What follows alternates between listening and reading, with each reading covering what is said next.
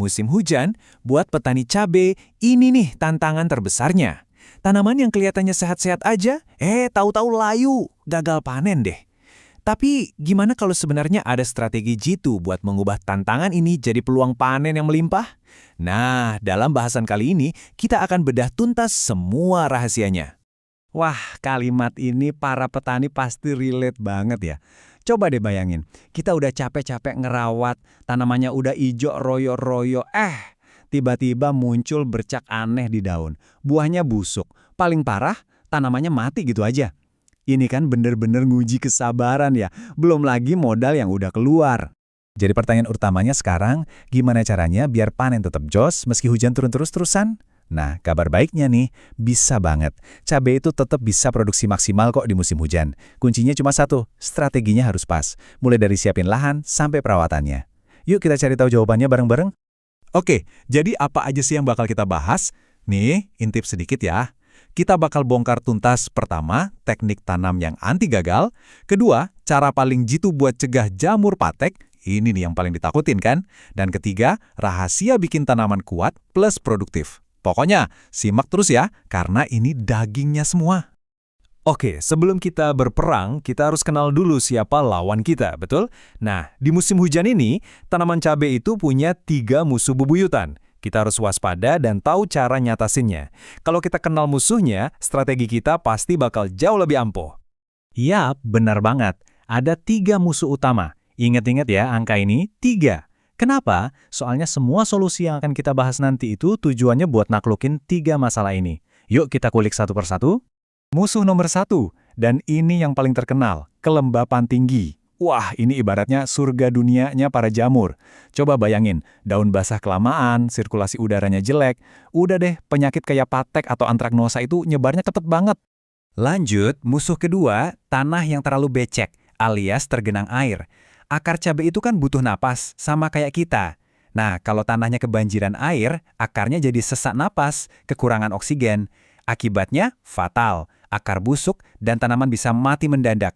Padahal dari luar kelihatan sehat loh. Ini nih, si pembunuh diam-diam. Dan yang ketiga, tanaman jadi kelaparan.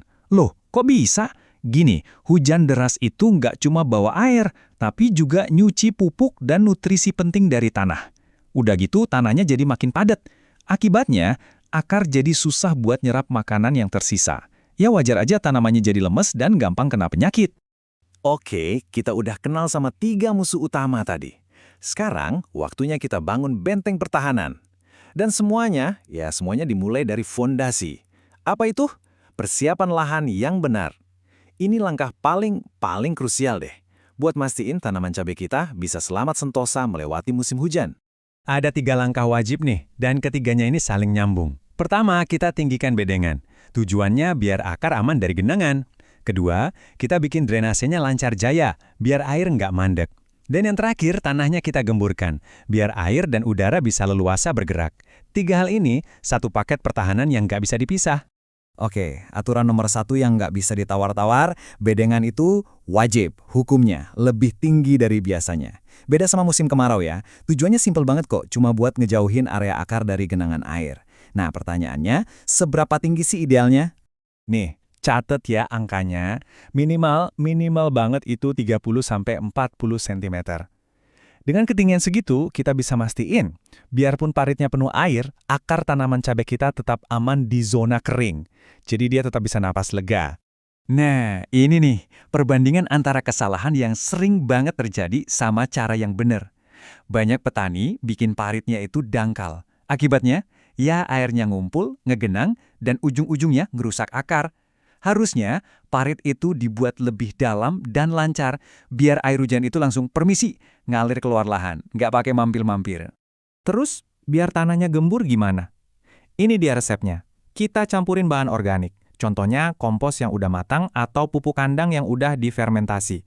Nah, jangan lupa juga pakai pembenah tanah. Ini penting banget buat memperbaiki struktur tanah, bikin jadi lebih berongga atau poros, jadi air nggak gampang ngegenang.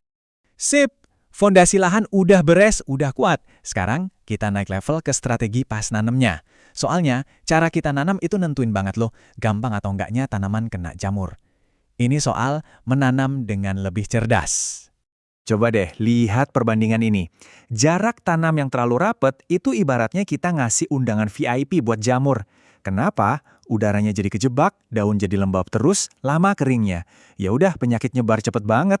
Beda cerita kalau jaraknya ideal, sirkulasi udaranya jadi maksimal. Jadi, berapa dong jarak idealnya? Nih, catat ya, 60 kali 70 cm. Jarak segini tuh ngasih ruang yang pas buat tiap tanaman bernapas. Angin jadi gampang masuk buat ngeringin daun, dan otomatis risiko kena jamur turun drastis. Langkah cerdas berikutnya, pakai mulsa plastik. Kalau bisa yang warna perak ya. Ini bukan cuma buat ngatasin gulma loh. Di musim hujan, fungsi utamanya beda. Mulsa ini jadi kayak perisai. Dia mencegah cipratan air hujan dari tanah yang biasanya bawa bibit jamur nempel ke daun. Ini langkah pencegahan yang efektif banget. Oke, kita udah bahas soal persiapan lahan, terus teknik tanamnya juga udah. Sekarang yuk kita rangkum semuanya jadi 3 prinsip utama. 3 prinsip ini yang bakal jadi penentu, panen kita bakal melimpah atau malah sebaliknya. Jadi intinya apa? Cuma 3 hal ini kuncinya. 1. Jaga tanah biar selalu gembur, jangan sampai padat. 2. Kasih nutrisi yang seimbang, fokus ke kalium sama kalsium ya, biar tanamannya berotot, dinding selnya kuat. Dan ketiga, ini yang paling penting, perkuat akarnya dari awal banget. Dan sebagai penutup, ada satu pesan penting banget yang harus kita pegang. Musim hujan itu sebetulnya bukan halangan. Kalau fondasi tanah kita bagus, sehat, gembur, subur, tanaman kita itu bakal punya imun yang kuat buat menghadapi cuaca apapun. Jadi ingat ya, semuanya berawal dari tanah. Kuncinya ada di tanah.